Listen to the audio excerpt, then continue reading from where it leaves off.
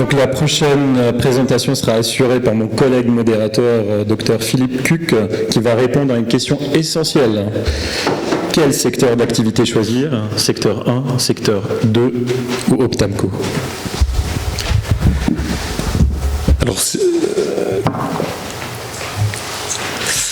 probablement, c'est la question la plus simple de la journée. Alors, vous allez avoir beaucoup d'informations dans cette journée. C'est vrai que moi, je voudrais juste rassurer un peu les jeunes collègues. Ils ont vécu le compagnonnage dans leur formation chirurgicale dans les hôpitaux. Il y a un véritable compagnonnage quand on s'installe, parce qu'on s'installe en général dans une association et on a des collègues, confrères qui vont vous aider parce qu'il y a beaucoup d'informations et on le voit tout au cours de cette journée. Alors, quel secteur d'exercice choisir en chirurgie ? La question se pose sans se poser réellement. Nous avons aujourd'hui en exercice 3 types de secteurs. Le secteur 1 conventionné, le secteur 2 dit à honoraires libres, conventionné, et un 3e secteur qui est le secteur 3 qui est hors convention. Le secteur 3 hors convention ne concerne que très peu d'exercices et ne concerne très peu la chirurgie. Alors, avant de choisir, la chose capitale qu'il faut bien comprendre, parce que ça peut causer des drames professionnels, c'est que le choix du secteur est fait au moment de la première installation. D'accord ? Et ça, c'est irrévocable. Et on a là des situations qui sont terrifiantes. On a pu intervenir dans quelques situations pour essayer de changer ça, mais c'est très difficile. Quand vous vous installez, votre choix de secteur va vous suivre toute votre vie.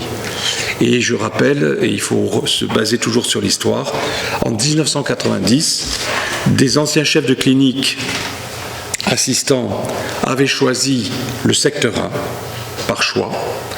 Et ils ont été bloqués en 1990 sans possibilité de revenir et de choisir l'autre secteur. D'accord ? Et c'est toujours d'actualité. Donc ça, c'est la première chose qu'il faut retenir. Quand vous vous installez pour la première fois, le choix est irrévocable. Donc il ne faut pas commettre l'erreur, il faut se renseigner, etc.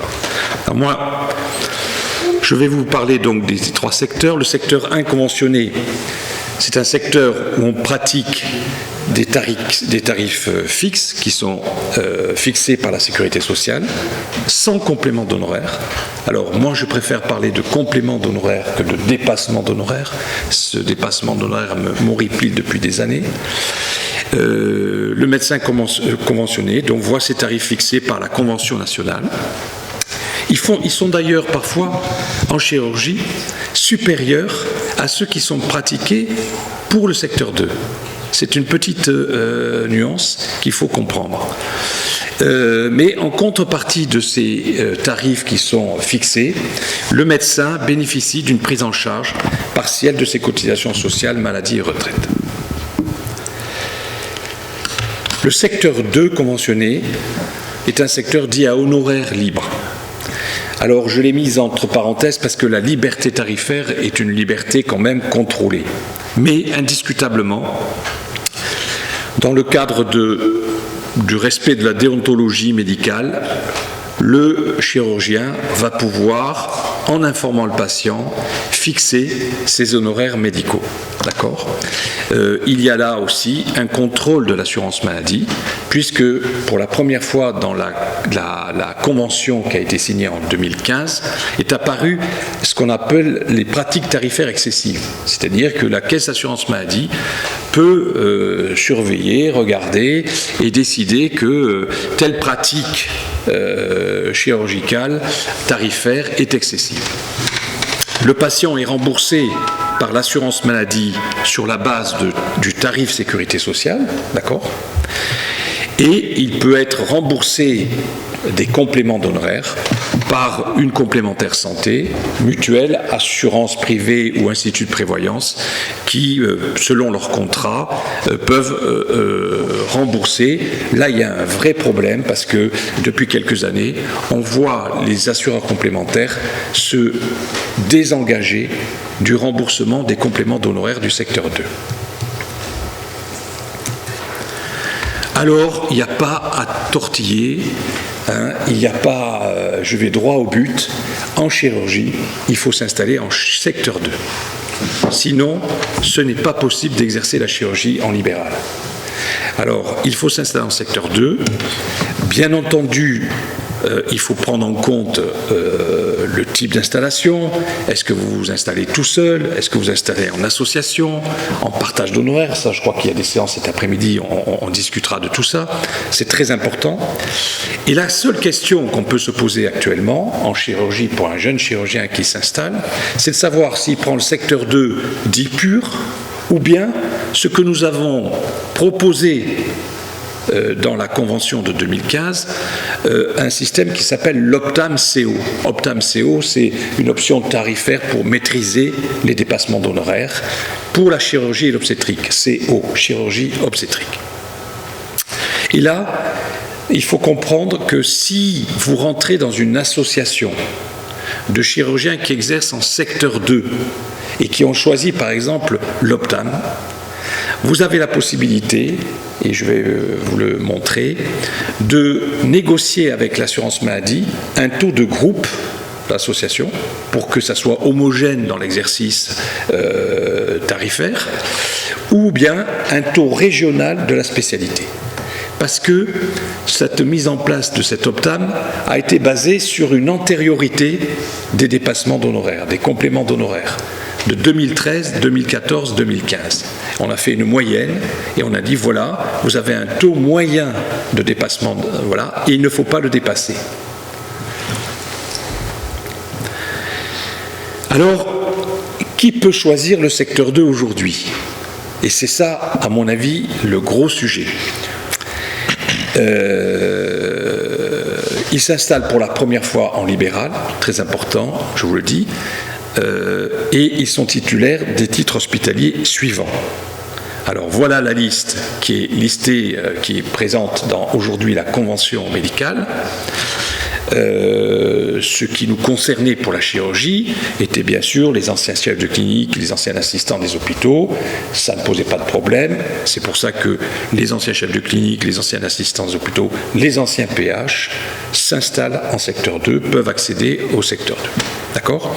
Il faut savoir, mais l'ordre nous l'a rappelé, enfin la première convention nous l'a rappelé qu'il faut 2 années de fonction effective, d'accord ? Et donc là, il faut être très vigilant là-dessus, parce que entre des arrêts maladie, des arrêts congé maternité, etc., il faut être très très vigilant là-dessus. Mais moi, j'ai été toujours très inquiété, et lors de la négociation où notre représentation a participé en 2015, et c'était la première question que j'avais posée au directeur de l'assurance maladie, avec la réforme du 3e cycle, la disparition globalement des 2 années post de chef de clinique, mais Gabriel, je pense, va nous en parler tout à l'heure. J'avoue que moi, aujourd'hui, en tant que représentant de la profession, je m'inquiète, parce que quand j'ai évoqué ce sujet avec le directeur de l'assurance maladie, il m'a dit nous appliquerons que les textes, et quand je regarde les textes, je ne vois pas de solution. Alors la prochaine convention médicale qui sera négociée sera en 2021, c'est la négociation qui existe entre les syndicats dits représentatifs, et nous faisons partie d'un syndicat représentatif qui s'appelle le Bloc. Hubert Joannet l'a rappelé, grâce à la mobilisation des chirurgiens, nous avons pu constituer un syndicat représentatif qui défende notre exercice. La prochaine convention aura lieu en 2021. j'espère que Gabriel va nous donner des bonnes nouvelles. Moi, pour l'instant, je suis très vigilant là-dessus, parce que l'année PERDES, l'année POSDES, va-t-elle valider, etc. Faudra-t-il se mobiliser pour mettre la pression pour assurer aux jeunes chirurgiens l'accès au secteur 2 ? Tout ça n'est pas encore, à mon avis, réglé. Le secteur 2 Optam-CO, ça c'est quelque chose de nouveau. Le secteur 2 existe depuis 1980. 1980, c'était sous Raymond Barre. Et il faut remercier à l'époque les pouvoirs publics d'avoir créé ce secteur 2. Parce que le secteur 2, et on va le voir après, a permis vraiment l'exercice de la chirurgie dans de bonnes conditions. Alors le secteur 2 Optam, c'est la pression que tout le monde a. Hubert Joannet vous a dit que tous les ans, PLFSS ont voté le budget de la sécurité sociale, mais depuis 1980 à peu près, tous les ans, il y a des députés qui déposent des amendements pour supprimer le secteur 2. Donc la pression politique est incroyable depuis maintenant 30 ans. On assiste à ça. Alors on a trouvé comme solution, c'était un peu la pression, et là c'est vrai que je remercie le directeur général Nicolas Revel d'avoir pris en compte nos revendications.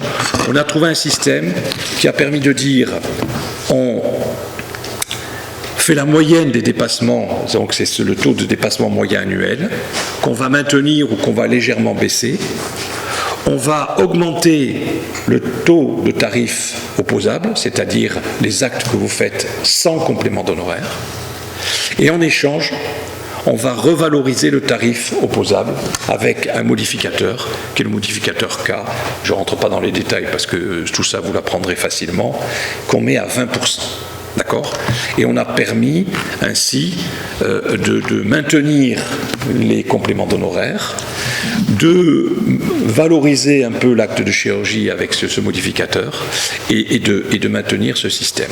En sachant que quand on est en secteur 2 Optam ou Optam-CO, la petite différence, l'Optam, c'est qu'il n'y a pas le modificateur K à 20%, mais il y a la prise en charge par l'assurance maladie des charges sociales équivalentes au secteur 1. Nous, on a dit, on préfère valoriser l'acte et avec le modificateur à 20%, et c'est pour ça que vous allez voir les chiffres. Une grande partie des chirurgiens français aujourd'hui exerçant en libéral ont choisi à peu près la moitié, vous allez voir, l'Optam-CO. Mais l'Optam-CO, c'était un contrat. On l'a signé en 2016, 2017. Il y a quelques confrères, malheureusement, qui n'ont pas joué le jeu. Alors, je vous donne ces chiffres parce qu'ils viennent de sortir. La procédure est en cours. Il y a 385 médecins, chirurgiens et obstétriciens qui ont continué à augmenter leur complément d'honoraires sans respecter le contrat de l'Optam. Et donc, il y a actuellement 385 procédures de résiliation pour ces médecins. Alors, ce n'est pas très grave en soi. C'est sûr que nous, c'est difficile à gérer parce qu'on s'était engagé au respect de ce contrat. Mais bon, globalement, ces chirurgiens vont repasser en secteur 2 et donc n'auront pas les avantages de l'Optam-CO. Voici la répartition. Alors aujourd'hui, vous voyez, il n'y a pas photo. 82,7% des chirurgiens exercent en secteur 2. 37% en Optam-CO.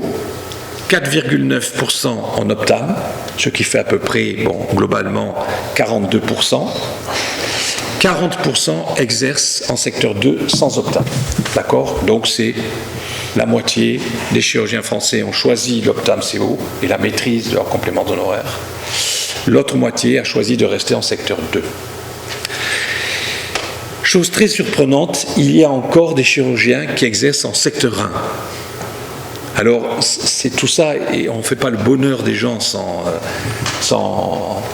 leur aval, bien sûr, mais notre mobilisation depuis les années 2004-2005, c'était de faire passer tout l'exercice chirurgical en secteur 2, parce qu'en secteur 1, on ne pouvait pas exercer la chirurgie de façon correcte. Alors, on a réussi à ceux qui étaient titrés, c'est-à-dire anciens chefs de clinique, assistants des hôpitaux, etc., qui étaient bloqués en secteur 1, par cet intermédiaire, d'accéder à des compléments d'honoraires. Mais aux surprises, on voit que 4,3% sont passés en secteur 2 Optam-CO, avec un accès à des compléments d'honoraires, et 13% sont restés en secteur 1. Alors quand on regarde bien, ça ce sont des exercices très particuliers, probablement des activités libérales à l'hôpital public dans certaines zones, avec des petites activités où les chirurgiens ont maintenu leur exercice en secteur 1. D'accord ? Pour conclure, j'ai 2 diapos sur le secteur 2.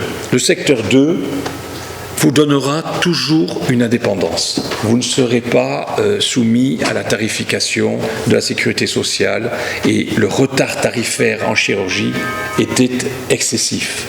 Il y a encore des actes et des tarifs qui datent de 1990. Le monde a changé, les techniques ont évolué, etc.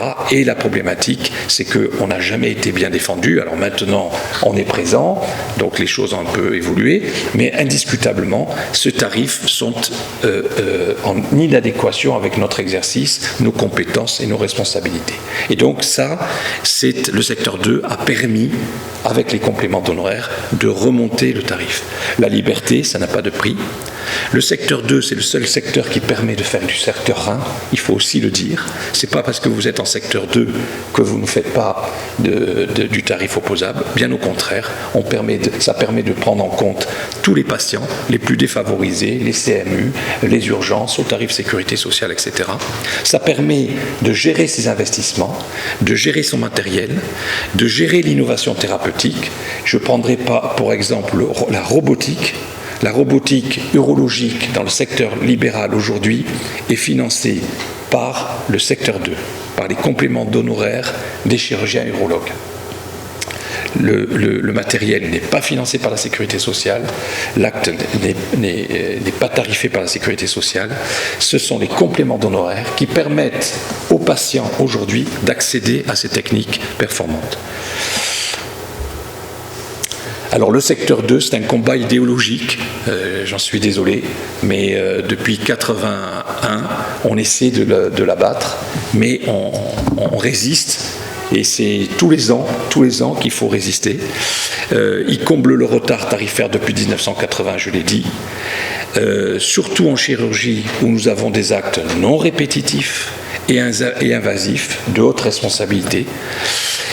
Ça reste quand même un constat effrayant parce que la NGAP, qui était la nomenclature des 1970, qui a été remplacée en 2005 par la CCM, avec un coût de la pratique qui devait valoriser l'acte de chirurgie, ne l'a pas été. Ça, pour des raisons de conflit entre spécialités, entre médecins, etc.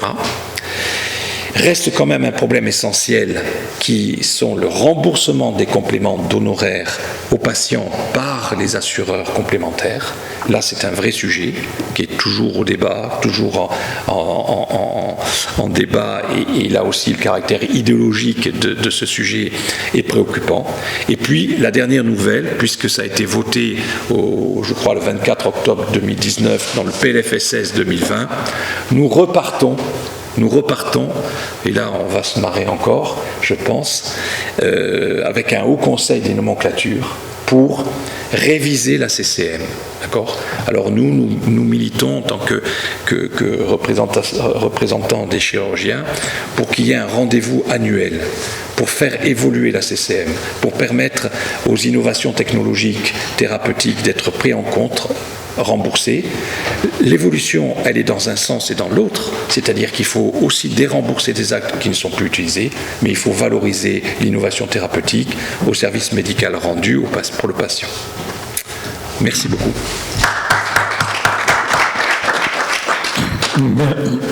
Merci pour cette présentation qui était concrète et simple en même temps. Donc on va passer à la discussion.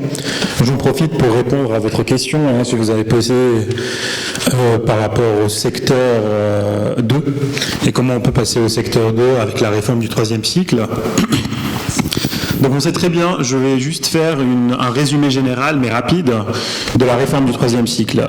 La réforme du troisième cycle, avant la réforme du troisième cycle, la chirurgie était dans une rubrique, donc l'internat de chirurgie était en chirurgie générale. Donc on avait 5 ans de chirurgie générale. Et puis après les 5 ans, on avait une année de DESC, et c'est-à-dire le diplôme d'études spécialisées complémentaires pour être chirurgien urologue ou chirurgien digestif ou les autres 13 spécialités chirurgicales. Donc ça, c'est avant. Maintenant, avec la réforme du troisième cycle, le DES est passé de 5 à 6 ans et on est spécialisé d'emblée après la fin de ces 6 ans. Elle est divisée en 3 groupes ou 3 rubriques. La phase 1 qui est la phase socle, qui est de 1 an. La phase 2 qui est de 3 ans, qui est la phase d'approfondissement. Et la phase 3 qui est la phase de consolidation, qui est de 2 ans. Ce qui fait 6 ans en général. Donc, notre combat qui a été mené avec les autres syndicats représentatifs des internes et des chefs de clinique, c'est de proposer au ministère et surtout de demander, c'est une demande plus qu'une proposition, une demande qu'on ne va pas lâcher jusqu'au bout, c'est que pour accéder au secteur 2, il faudrait valider une année de ce secteur 2 pendant la phase de consolidation, c'est-à-dire pendant la dernière, exactement. Donc, per DES, on peut valider une année de phase de consolidation. Ce qui est pour le moment, et ce qui a été bien reçu par les différentes tutelles, donc qui va normalement être appliqué, mais on attend d'autres discussions puisque la réforme du troisième cycle et la phase de consolidation qui s'appelle actuellement, donc le praticien qui est en phase de consolidation s'appelle docteur junior, il n'est plus interne. Oui, mais bon, ça c'est des dénominations qui nous ont mis en place, mais on ne sait pas vraiment quelle est la responsabilité, le degré de responsabilité et surtout le statut de ce docteur junior, même si c'est codifié, ça a été bien codifié par le décret, mais on attend encore plus d'explications. Donc il y aura une validation d'une année per DES pour accéder au secteur 2. Et bien évidemment, qui dit réforme du troisième cycle, dit aussi plus ou moins raréfaction des postes de chef de clinique, il ne faut pas le cacher. On est maintenant en phase de mutation, une grande mutation avec les réformes du troisième, deuxième et premier cycle, mais on a eu peur, oui. On a des revendications et surtout, on a une demande, c'est de ne pas diminuer le nombre de chefs de clinique dans les différents hôpitaux parce que c'est quelque chose d'essentiel pour notre formation, avant tout. Donc, une année va être validée pendant la phase 3 et une année sera validée en post-DES pour accéder au secteur 2. C'est les négociations actuelles, donc on verra bien ce que ça va donner, mais nous, on va rester attachés et nous continuons nos revendications jusqu'au bout. Donc ça, c'est pour répondre à votre question. Je vais juste répondre à M. Avran par rapport à l'Académie de chirurgie. Donc je suis tout à fait d'accord avec vous. L'Académie de chirurgie est notre maison mère, mais l'Ordre des médecins est aussi notre mairie, si j'ose dire, dans le bon sens du terme. J'en profite, puisque j'ai le micro, pour poser une question à M. Gérard Varret. Oui. Donc, vous avez bien montré que la répartition au niveau national de la démographie chirurgicale, elle est plus ou moins, on va dire, hétérogène. Qu'en est-il de la répartition des postes d'internat, qui sont essentiels quand même, parce que c'est les postes d'internat qui vont assurer plus tard les postes post-internat, donc les postes de chef de clinique, voire de PH. Qu'en est-il de l'étude démographique sur ce plan ? Alors, comme je le disais tout à l'heure, nous sommes en réflexion sur le qualitatif plus que sur le quantitatif, dans la mesure où il y a en plus au niveau de l'ordre différentes sections, dont la section exercice professionnel et compétences médicales. il y a un petit peu une homogénéisation à avoir dans les réflexions, et nous avons demandé à ce qu'il y ait des postes supplémentaires, effectivement, de façon à pouvoir fournir plus, on en parlait en aparté tout à l'heure, à fournir plus de praticiens dans chaque spécialité en fonction du nombre de postes. Et que ça avait des contraintes qu'on nous rétoquait au niveau ministériel ou ARS, des contraintes financières, et les doyens ont confirmé, ou les chefs de service ont confirmé que pour avoir des postes, il fallait 1, des enseignants, 2, des terrains de stage, donc, et 3, qu'il ne fallait pas oublier de fournir certains internes et chefs de clinique pour faire tourner leur service.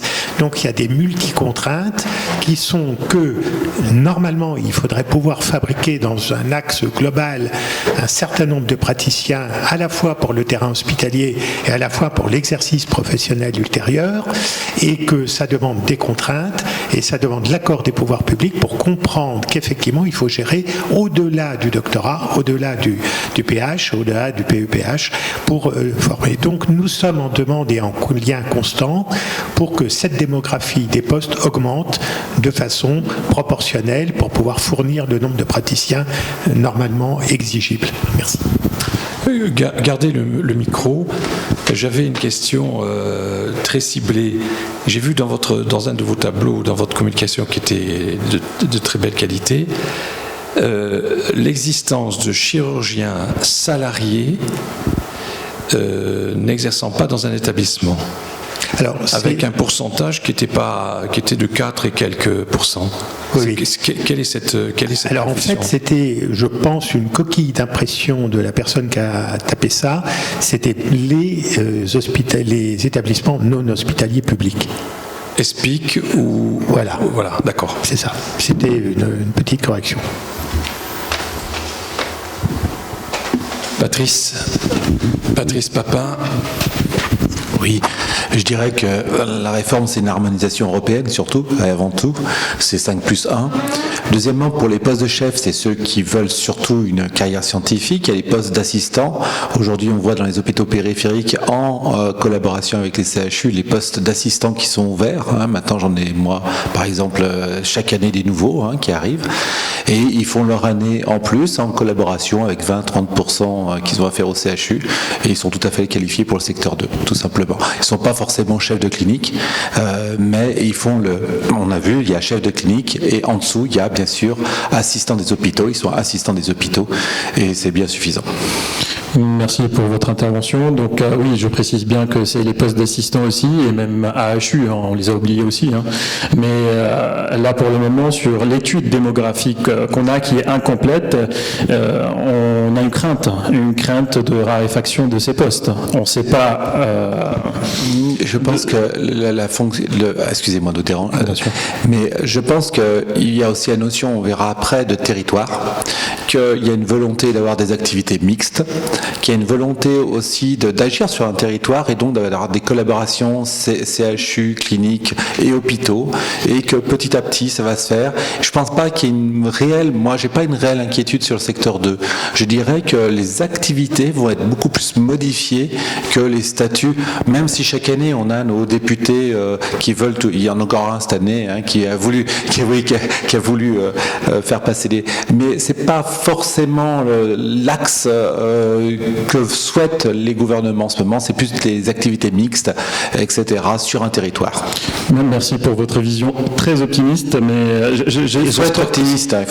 Bien sûr, mais j'espère que ça va appliquer comme vous le dites. Oui, bonjour. Oui, bonjour. Moi, il y a quelque chose que j'ai pas très bien compris. Vous avez dit lors de la primo-installation, c'est irrévocable une fois qu'on a pris le secteur 1 ou secteur 2, lors de sa primo-installation. Mais la primo-installation, c'est quand exactement? Si j'ai pas très bien compris, parce que apparemment, on peut être chef de clinique, donc faire un clinica, puis ensuite passer en secteur 2. Mais du coup, la primo-installation, c'est une fois qu'on a le doctorat, une fois que... J'ai pas très bien compris en fait. Non, la primo-installation, c'est quand tu es chef de clinique, assistant à l'hôpital universitaire, et que tu décides de t'installer dans le libéral. Ah, okay. Ça, c'est ta primo-installation. Ou bien, Si tu décides en tant que PH, mais je n'ai pas parlé pour pas trop compliquer la chose, c'est que si tu es PH en activité libérale à l'hôpital public, c'est-à-dire ce qu'on appelle le secteur privé des hôpitaux, là il y a une dérogation, c'est-à-dire que ce n'est pas considéré comme une primo-installation. Par contre, quand tu quittes le CHU et que tu vas t'installer à la clinique de Turin à Paris, en association avec le docteur Joannet, tu t'installes en libéral. Et donc là, tu vas à la caisse d'assurance maladie, tu déclares à l'ordre, etc., etc. Et c'est ça ta primo-installation. Et là, si tu t'installes en secteur 1, ben c'est cuit. Voilà. La primo-inscription. C'est la primo-inscription à la caisse d'assurance maladie. D'accord ? D'accord. Voilà. Les premières fois qu'on soit. Et attention, si tu décides pour une raison X ou Y personnelle de changer ton exercice professionnel et de quitter Paris et de t'installer en Bretagne, tu es en secteur 1. D'accord. Mais du coup, j'ai pas compris comment. Parce que si on quitte le CHU pour s'installer, c'est notamment pour une revalorisation. Et le secteur 1 apparemment le permet pas, vu que c'est des tarifs qui sont imposés. C'est pas des tarifs qui. Donc pourquoi certaines personnes s'installent et pourtant restent en secteur 1, vu que ça ressemble un peu au CHU, on dirait. Alors, il y a des régions de densité, je dirais, de niveau de vie plus faible. On sait très bien qu'il y a des secteurs comme la région parisienne, la région lyonnaise, la Côte d'Azur, où le secteur 2 est fort, parce qu'on sait très bien que la carte du niveau de vie des Français est hétérogène, et donc il y a par choix personnel des chirurgiens qui s'installent dans des régions plutôt défavorisées et qui auraient la volonté, ça s'est passé en 1990, de s'installer en secteur 1, d'accord, pour exercer en tarif opposable. Mais aujourd'hui, l'exercice en tarif opposable en chirurgie, c'est impossible. Et donc, voilà. Ce que je veux dire, c'est que on peut toujours passer du secteur 2 en secteur 1. D'accord ? Mais par contre, l'inverse, c'est impossible. Passer du secteur 1 au secteur 2, même si vous avez les titres, c'est impossible. Oui, mais je pense que, comme il me semble que tu l'as précisé d'ailleurs, il y a un certain nombre de praticiens qui ont un secteur privé à l'hôpital, qui sont des praticiens hospitaliers. Ils ont un petit secteur privé. Et en fait, ils n'ont pas forcément besoin d'être en secteur 2. Ils peuvent très bien être en secteur 1. Ils font des actes sécu, ça améliore leur fin de mois, ça leur suffit très bien, et ils font aussi le calcul que comme quand on est en secteur 1, la sécu paie une partie de vos charges sociales, ça les arrange. Mais c'est assez marginal. Je voudrais juste préciser que le coût de l'installation n'est pas le même, parce que moi j'ai un gros problème. C'est-à-dire que s'installer à Paris, c'est pas pareil que s'installer à Besançon, parce que les locations de bureaux, tout coûte plus cher dans certains endroits, et donc c'est vrai que là, ça pose un vrai problème pour les médecins en libéral. C'est d'ailleurs pour ça que les infirmières hospitalières, les aides-soignantes hospitalières viennent d'être revalorisées en Ile-de-France sur cet argument-là. C'est dans les réformes de l'hôpital, là. Uniquement parce que c'est plus cher. Moi, je voudrais rebondir sur le secteur 1 en secteur hospitalier, et je vois qu'avec Hubert Joannet, on pense la même chose, tu l'as dit avant moi, et c'est vrai, on voit actuellement au CHU les jeunes professionnels se mettent plutôt en secteur 1. J'ai l'impression que nous, quand on était plus anciens, on était tous en secteur 2, pour avoir cette activité peut-être un peu plus limitée, mais finalement qui s'intègre dans leur activité publique en général, et ça ne fait pas de différence pour le patient quelque part, et donc voilà, ils ont peut-être un chiffre d'affaires qui est moins important, mais ils ont moins de charges, et au dernier compte, finalement, ça leur permet d'avoir le complément du salaire qui existe déjà, donc c'est quelque chose qui peut-être va encore exister. Ça va exister, et surtout parce que le PH qui s'installe en secteur 1 s'il souhaite quitter l'hôpital et s'installer dans le privé, ce n'est pas une primo-installation. Il peut s'installer en secteur 2. C'est ça la différence. Hein, c'est ça qui est très important, c'est ce qui n'existait pas avant. Et donc, l'exercice libéral à l'hôpital public pour le PH n'est pas considéré comme une primo-installation.